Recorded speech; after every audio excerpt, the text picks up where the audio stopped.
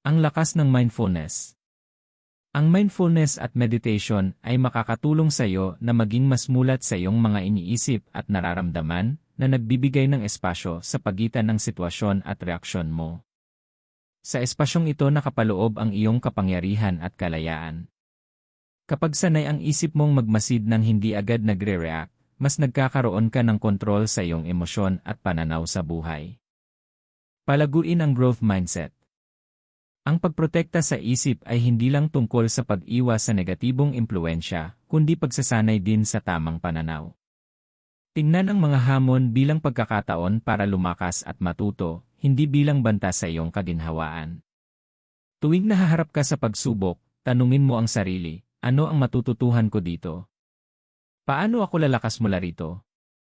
Kapag natutunan mong baguhin ang pananaw mo sa mga pagsubok, mas magiging matibay ka at hindi madaling matinag ng negatibong sitwasyon.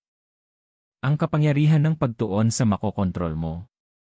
Tandaan, araw-araw mong pipiliin kung ano ang uunahin mo, ang sarili mong iniisip, tugon at pananaw.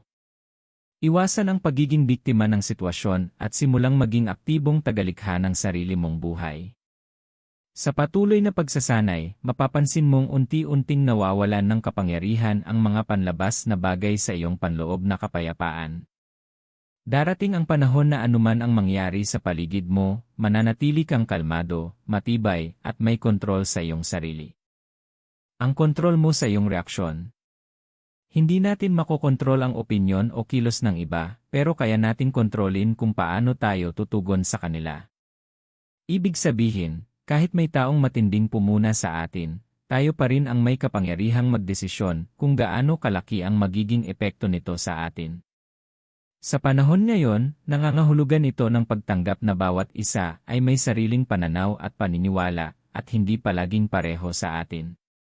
Normal lang ang hindi pagkakasundo ng opinyon at minsan may masasakit na salita. Pero ang mahalaga ay kung paano natin ito haharapin. Unawain ang sarili upang mapanatili ang kapanatagan. Ang unang hakbang sa tamang pagharap sa kritisismo ay ang malalim na pag-unawa sa sarili. Kapag alam mo ang iyong mga dahilan, prinsipyo, at layunin, hindi ka basta-bastang masisiraan ng loob ng opinyon ng iba. Ang masasakit na salita ay hindi na ganoon kabigat dahil alam mong sumusunod ka sa sarili mong paninindigan. Ang malalim na pag-unawa sa sarili ang nagsisilbing matibay na pundasyon, kaya hindi ka madaling matinag ng mga panlabas na opinyon. Maraming salamat sa inyong panunood. Kung nagustuhan niyo ang topic na ito, sana'y mag-like at subscribe kayo sa aking channel.